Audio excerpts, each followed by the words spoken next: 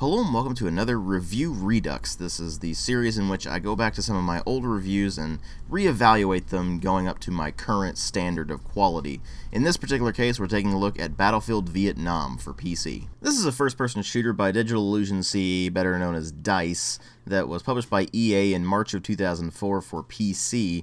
And it was one of the few Vietnam War titles that people generally cite as being actually halfway decent. But it didn't quite hit the same status as Battlefield 1942 did, partly because it was a very incremental change comparatively. Of course, back then it was perfectly fine to have incremental changes. Only more recently, with games like Call of Duty and Assassin's Creed, that we've really started to demonize the concept just because it's gotten things to be so incredibly stale. But of course, Battlefield wasn't stale back in 2004, and when this thing came out, it was a definite breath of fresh air considering the new theme and the new changes that they threw in to make the game a bit different from Battlefield 1942. So let's go ahead and delve into this thing to find out what exactly they changed up from Battlefield 1942 and whether or not they improved upon the game's very, very many flaws. Well, as far as presentation goes, it's definitely an improvement over Battlefield 1942, although it still really didn't look all that great even when it came out. And in fact, I remember seeing some pre-release screenshots that they were showing off that really were more mock-ups than anything else because they were way higher quality than what we actually got in the game. And what we basically got was a slightly improved Battlefield 1942 with slightly higher res textures, better modeling, and smoother animations, albeit with a lot of the weapons not having much in the way of accurate animations. I mean, the recoil animations are wildly exaggerated. For the M16, for example, it has ridiculously high recoil, and it sends your shots going all over the place when you actually get into the way the weapon functions.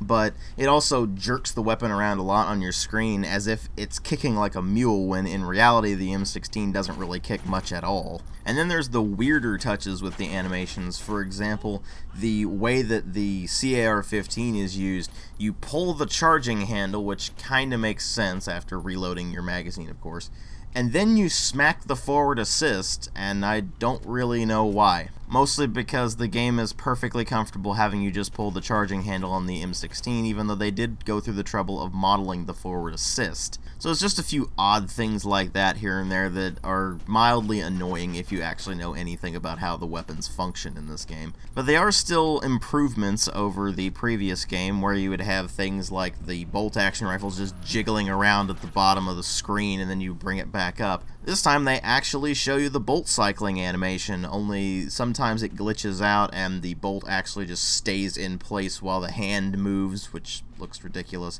And I'm not entirely sure why they did this, but all the weapons are left-handed as well, so all the brass goes flying out on the left side right in your face, and they all have all the controls on the wrong side of the weapon. It doesn't make a whole lot of sense. But again, at least it's better than Battlefield 1942, where the animations generally didn't look very good at all. And animations certainly aren't the only improvement. The draw distance is longer, so you can actually see a lot more of the map. There's a lot more dense foliage, so there's plenty of cover if you're playing against human enemies. I will get to that more in a moment, but the AI sees right through the foliage, and that can be pretty annoying. But the maps themselves are definitely much more detailed than they were in Battlefield 1942, and that is well appreciated. They also improve things like the lighting and such as well, so things generally look much nicer than Battlefield 1942, and thus it has aged better in terms of its visuals.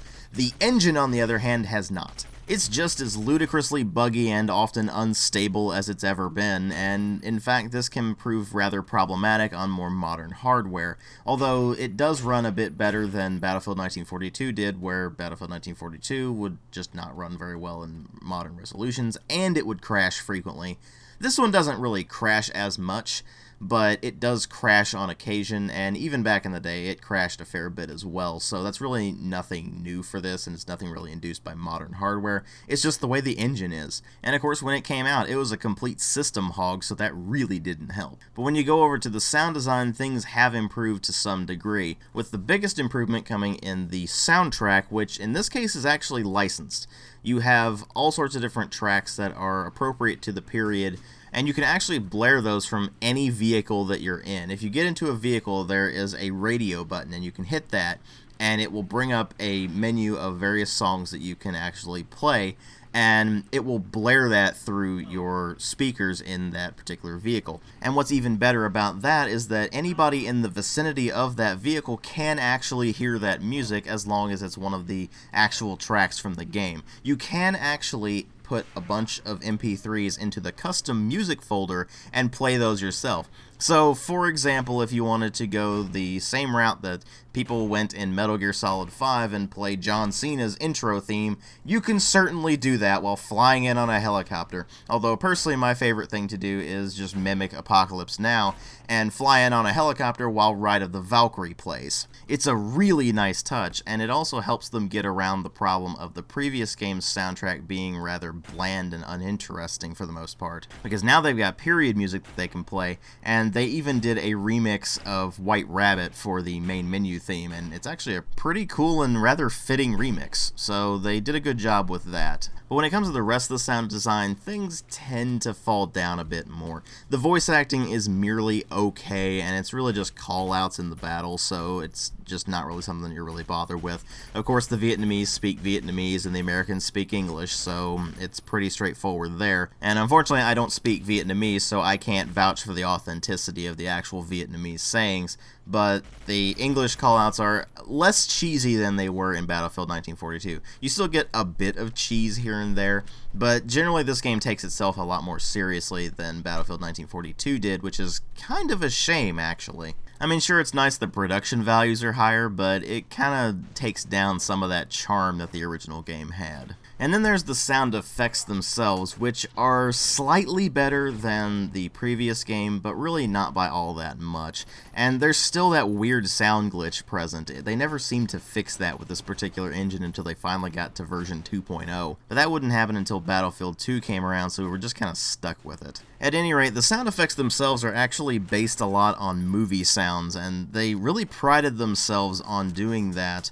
And while it is a bit better than the horrible sound effects that you had in Battlefield 1942, they don't really recreate the movie feel so much as they just don't really sound all that authentic when you really get down to it. They don't sound like real gunfire or explosions or anything like that, and particularly when you compare it to DICE's later work, it is notably inferior to all of that. Although they had a lot more to work with their, of course, Battlefield Bad Company on, but they did what they could with what they had here, and they did a pretty admirable job. It's definitely an improvement, but it's not quite to the same level of DICE quality that we know today. But of course, what really matter in a video game are the story and the gameplay, except in this, the story is the Vietnam War, so there really isn't a story so much as just individual battles that you fight, and thus you actually turn to the gameplay, which is basically an advancement of what we saw with Battlefield 1942. It's the same basic style of play. You still have a ticket counter that denotes how many times your team can spawn. There are numerous points scattered throughout the map that you can spawn at if your team controls them, and if you don't control them, you can go over to capture those points. And if you hold more points than the enemy, then their ticket count will actually start decreasing, and the more you have over them, the faster the ticket count depletes. So if you control all of the points, then the enemy's ticket count is going to deplete very rapidly, in addition to whatever your team is doing to just lay waste to them. And so obviously this creates a sort of natural push and pull, where one team will capture a point, then another team will try to capture it back, and it just kind of goes back and forth until you hit the end of the round. The thing that makes it more interesting is that this is a combined arms game, where you not only have infantry combat, but also land, sea, and air vehicles. Sea is a lot less important in this than it was in Battlefield 1942, because there really wasn't all that much in the way of sea combat during the Vietnam War, but you do get boats that you can go along the various rivers in, so that's sort of helpful. And the vast majority of the vehicle-based combat is going to be through the tanks and through the aircraft, the biggest of those aircraft being helicopters. This was the big game changer for the Vietnam War, and it is fully represented here. And actually, I'm not that bad at piloting the helicopters in Battlefield Vietnam, but don't take that as an admission of skills for any of the later Battlefield games, because the helicopters actually handle pretty wildly different in Vietnam compared to the rest of the games in the series. But regardless, they do shake up the way that the combat plays out in Battlefield Vietnam. It's a lot more more dynamic than it was in Battlefield 1942, where the majority of the combat was done with tanks and, of course, infantry. This time around, the infantry is actually a lot more important, and the helicopters are very important at getting your team around to the exact point they need to be at any given point, and of course providing air support against things like tanks and such like that. Although really the tanks are very easy to take down in this game with just the basic anti-vehicle weapons that you can get, let alone other tanks, so it's really not what you're used to if you played more recent Battlefield games, in which case the tanks and the helicopters utterly dominate the battlefield and just lay waste to your entire team. In Battlefield Vietnam, they take on a much more supplementary role, and it actually works out okay in the game's favor, except that they didn't really improve the weapon handling from the previous game, so the infantry combat having a lot more emphasis is really not that good of a thing. You do get more variety in terms of weapons, but that also depends on which specific faction you're playing. For example, US Special Forces get 357 Magnums, but the normal US military and of course the ARVN get just a normal 1911 45. But beyond that, there's still variety, because even within the various factions, every single class actually has 2 different loadouts. And of course they've also altered the classes themselves. This time around you only have 4 classes instead of the 5 that you had in the previous game.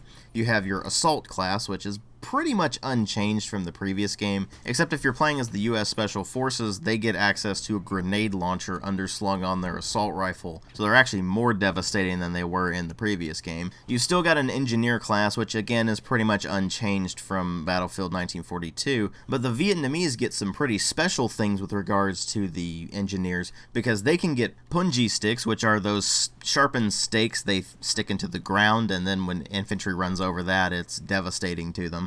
But they also get landmines to throw around, so it's actually a choice you have to make. And they also have a loadout option with a shovel, which allows them to relocate the special spawn points that they can have. You see, the Vietnamese actually get access to mobile spawn points that are meant to simulate the vast tunnel network that the Vietnamese had during the war. And right off the bat, that actually shows that the warfare in this is a bit asymmetrical, in that the Vietnamese tend to focus a bit more on infantry combat, and the US tend to focus more on the normal combined arms. That said, it is only a slight difference between the two factions, because they still get all of the same classes, it's just that they get different loadouts, different weapons, and of course the NVA and the Viet Cong get the mobile spawn points and punji sticks and such like that. But then there's the other 2 classes you get, which are Heavy Assault and Scout. The Scout is basically as it was in Battlefield 1942. You get a sniper rifle, you can spot targets for artillery, and you pick off targets at a long range. The Heavy Assault, on the other hand, gets the anti-vehicle weapons, and in the US case they also get access to the M79 Grenade Launcher. But the Vietnamese equivalent is actually pretty interesting, because one of their loadouts has a heat-seeking rocket launcher, as opposed to simply a rocket launcher and a grenade launcher like the Americans get. So that particular loadout is actually pretty efficient at taking down aircraft, but it's practically useless against anything else, so they need to be supported.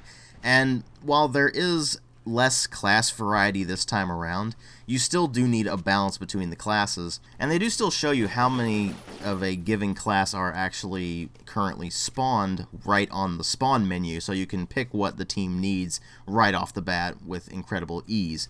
And they also throw in a bit of cosmetic customization. You can select between one of 2 body types and 2 different head variations for each of those body types for every single faction, which is actually kind of cool, even though it doesn't really have any effect on the game itself. But the class changes, the loadout options, and the addition of helicopters were really the only major changes to the Battlefield formula. Otherwise, it's pretty much exactly the same as Battlefield 1942, with some slight tweaks here and there. For example, the weapon handling is a bit different from how it was in Battlefield 1942, partly because most of the weapons that you're going to get access to are now fully automatic, but also because they threw in a ridiculous amount of recoil. It's actually rather hard to hit what you're aiming at sometimes, and you'll find that you're going to waste a lot of ammo trying to bring some enemies down, and thus the weapons just aren't that satisfying to use. Sure, you can get the semi-auto rifles, and those will take down enemies with ridiculous ease, but what about when you need to deal with a large group of enemies in front of you? You're just kinda SOL with that if you've picked up a semi-automatic rifle from your loadout, so you might end up sticking more with the assault rifles and the LMGs, because then you actually can deal with with a group of enemies more readily. And so you're just going to have to put up with the ridiculous amount of shot spreading you're going to run into. It gets pretty legitimately irritating at times. And unfortunately, this game doesn't really do anything to mitigate the issues that Battlefield 1942 had. It's still very reliant on teamwork, and so if you have a crappy team, you're not going to have a good experience. And a lot of the maps are done in the exact same way that Battlefield 1942 had them, where the majority of the map was already controlled by one faction, and the other faction has to go in and actually take the points, so they start off at a significant disadvantage, which is, again, irritating to deal with. And on top of that, the GameSpy multiplayer service shut down back in 2014, so you can't play this online anymore without using an external program or without doing direct connect, which is a massive pain, of course. So you might be wondering about single-player options. Well, this time around they really only have the instant battle mode, and you have a surprisingly limited selection of maps. I mean, there aren't all that many maps in the game to begin with, but what's really annoying about them is that some of them are actually just recycled from other maps that are already there. I mean, for example, there is the Battle of Hue, and then there's another map that is the retaking of Hue, and they're pretty much the same map. And this is the case for several of the maps. You've got some of the maps that are just the same exact map, only with a different time period, so you've got some slight differences here and there. For example, the location might be more devastated, or it might be less devastated, or something like that. You might have a slight difference in terms of the day-night cycle, but the sheer lack of map variety ends up making this thing feel incredibly lazy. And speaking of lazy, their approach to fixing up the AI from Battlefield 1942, while an admirable thought, ended up being a complete disaster. As in my Battlefield 1942 review Redux, I am playing this in the absolute highest difficulty setting I can possibly manage, and you'll find that the enemy is still incredibly stupid. The difference is, they're a lot better shots this time around. So they aren't any smarter, but they can pinpoint you from across the map through several layers of foliage and just snipe you, and that gets incredibly irritating when you're on the receiving end of it. And since the AI doesn't really play the objective very well, and definitely doesn't work as a team very well, you end up doing a lot of things on your own, and it just is not a fun game to play in single player as a result. And really, it comes into sharp focus that the reason we look back so favorably on Battlefield Vietnam is really more nostalgia than anything else. Can you name another Vietnam War game on this scale? Probably not. I mean, unless you count the Vietnam DLC for Battlefield Bad Company 2, but I really don't count that as its own game because it's just a reskin of Bad Company 2. But sadly, Vietnam War games have this really nasty stigma attached to them. For some bizarre reason, that particular war is just on the receiving end of some really bad video games. Things like Shell Shock Nam 67, for example. And you can really count the number of only decent Vietnam War games. Not even good, I mean decent, on one hand. And unfortunately, Battlefield Vietnam is not one of them, although people tend to lump it in there just because it's less crap than some of the other ones. It's still a pretty crappy game because it is basically just Battlefield 1942 with some incremental changes here and there. Sure, they tried to make the tactics a bit more interesting, but when you get down to it, it's still the chaotic mess that Battlefield 1942 was. And in fact, it's even more chaotic than Battlefield 1942 was because the maps, in general, are a bit smaller. Granted, that means you're not going to be running around doing absolutely nothing as much as you did in Battlefield 1942, which is always a good thing, but when you finally do manage to get somewhere, you find that the gameplay is just not really all that worth it. Even when I played this back in its heyday, it was pretty lackluster, and when you get down to it, it's just really not a good game. It's really only in retrospect that we understand just how crude the mechanics are, and more importantly, just how poorly this thing has aged. When we first started playing it back in 2004, it was impressive because it was an impressive technical achievement. It was the first big-scale Vietnam War game that we really had, and so we were willing to look past all of the glaring problems that the game has. And when you look back on it, once you get past that nostalgia factor, it's just not a good game. Now, of course, like Battlefield 1942, a lot of people modded the hell out of it, and in fact, EA included the World War II mod that DICE developed for the complete collection version and the later re-release of the game that was known as Battlefield Vietnam Redux. But unfortunately, that's only a couple of maps, and they're all Pacific Theater, and the attention to accuracy is non-existent here as well, although it's slightly better than it was in Battlefield 1942 at least. But at least it's a refreshing change of pace from just normal Battlefield Vietnam. It's a bit of extra content, but unfortunately, it doesn't really do anything to save this either. Ultimately, Battlefield Vietnam should be remembered like Battlefield 1942 as a stepping stone on the way to Battlefield 2, which basically perfected the formula. This series went through a lot of growing pains, and it really does show here. Battlefield Vietnam gets a 1.5 out of 5. Thanks for watching.